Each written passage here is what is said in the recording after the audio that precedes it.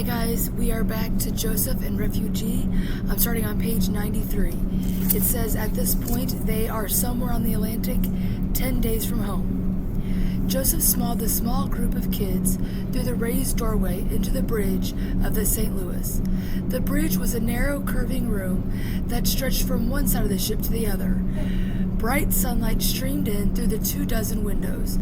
After a panoramic view of the vast blue-green Atlantic and wispy white clouds, through the wood-decked room were metal benches with maps and rulers on them, and walls were dotted with mysterious gauges and meters made of shining brass. There were a number of crewmen on the bridge. Some of them were wearing blue and white sailors' uniforms, like the steward.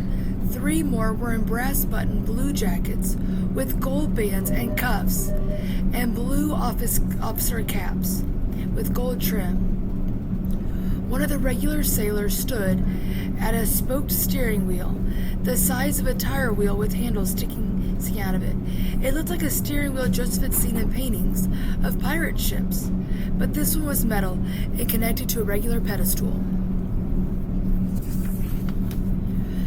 The shortest of the 3 men in fancy uniforms stood over the group with a big smile on his face.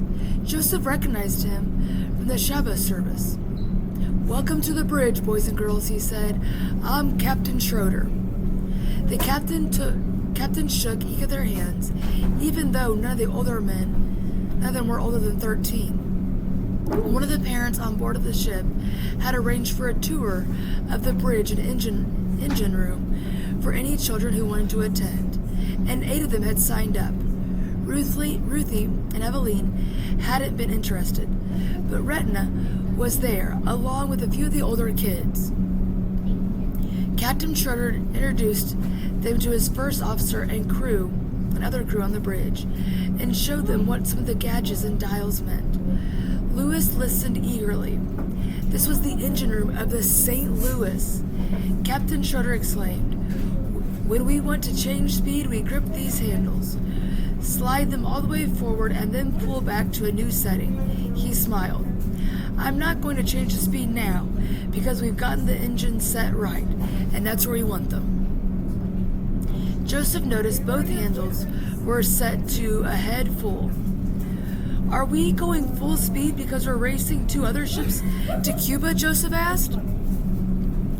The captain looked surprised and a little angry. "Where did you hear that?" "What, that we are racing other ships to Cuba?" he asked Joseph. 2 stewards were talking the other day. Joseph was feeling a little bit nervous.